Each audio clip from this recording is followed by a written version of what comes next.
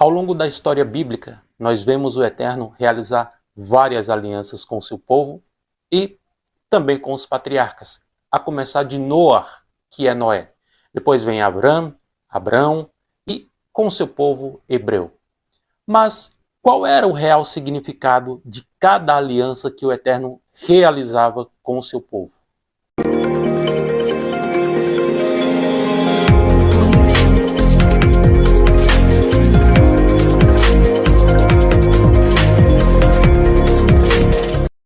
Para você que ainda não me conhece, eu sou Júnior Castro e este é o canal Torá em Foco.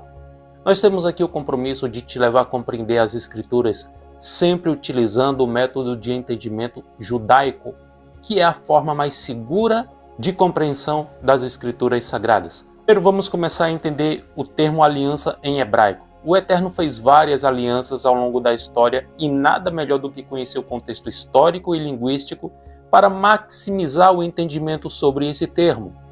Aliança, pacto ou concerto em algumas tradições é um contrato ou acordo entre duas partes. Na Bíblia hebraica, a palavra hebraica berit é sempre assim traduzida. Berit é derivada de uma raiz que significa cortar. E, portanto, um pacto é um corte com referência ao corte ou divisão de animais em duas partes. E as partes contratantes passam entre elas fazendo uma aliança. Você pode conferir em Gênesis 15 e Jeremias capítulo 34, versículo 18 e 19. Esta palavra é um substantivo que deriva do verbo barar. Esse verbo vem de uma raiz primitiva que significa selecionar o melhor.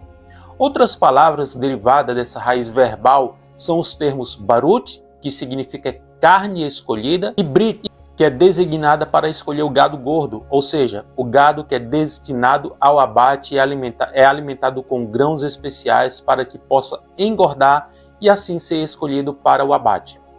Mas o que carne engordada e escolhida tem a ver com uma aliança?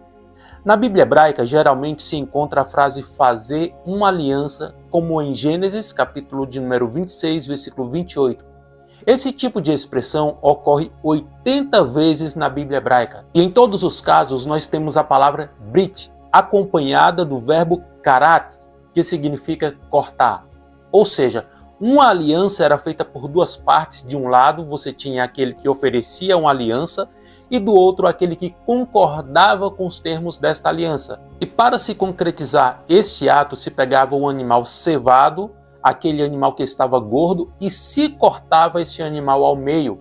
Em seguida, as partes envolvidas na aliança caminhavam entre os dois pedaços, simbolizando sua dedicação à aliança realizada.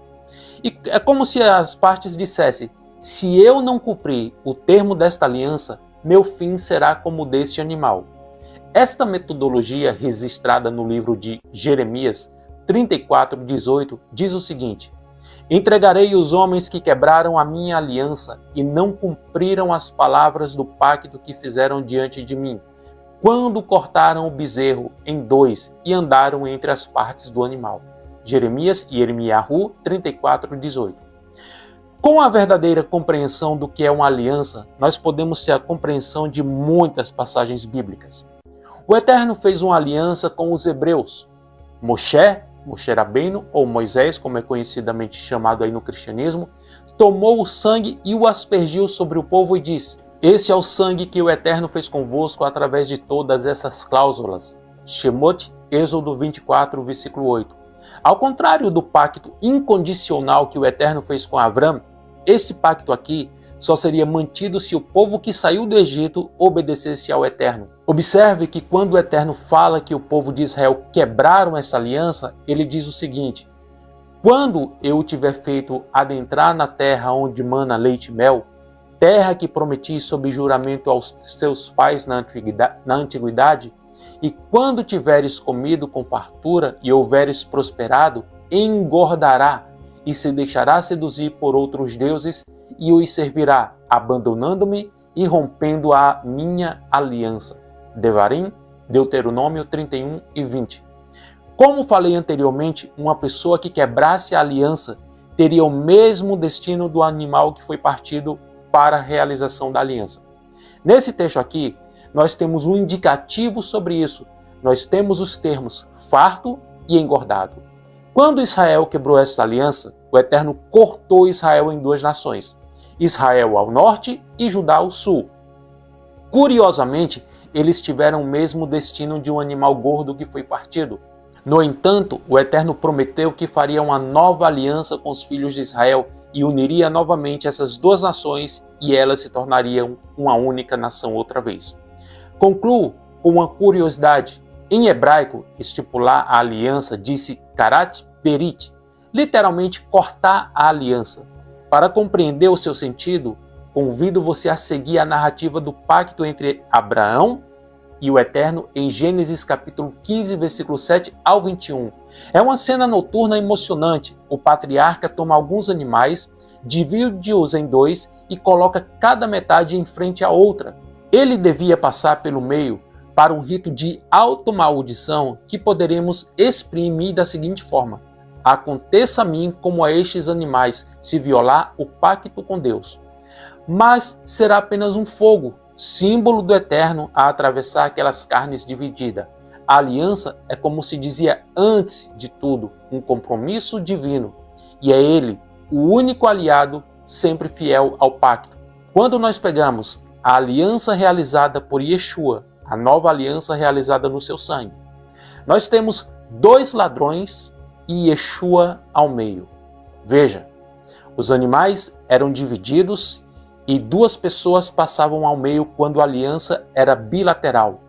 Quando a aliança era bilateral, significava que a promessa era condicional. Mas quando a aliança era unilateral, apenas o Eterno, através do fogo, caminhando entre ela, o homem não precisava fazer absolutamente nada para que aquela aliança fosse realizada. Aqui nós não temos indivíduos caminhando entre o meio dos dois homens, mas nós temos Yeshua sendo sacrificado, vertendo seu sangue para salvar a humanidade. Isso quer dizer que, ao realizar esta nova aliança através do seu sangue, esta aliança é um pacto que não depende de mim e de você para que o sangue de Yeshua possa salvar o mundo. Essa é uma aliança unilateral. Independentemente do que façamos, o Salvador do mundo, ao derramar seu sangue, conseguirá cumprir o seu propósito eterno, que é levar o homem de volta à presença de Deus. Que temos dois ladrões. Um aceitou o testemunho de Yeshua e o outro blasfemou contra Yeshua. Mas ainda assim, Yeshua passa no meio dos dois para concretizar o pacto eterno, que é a nova aliança feita no seu sangue. O conhecimento nos torna diferentes.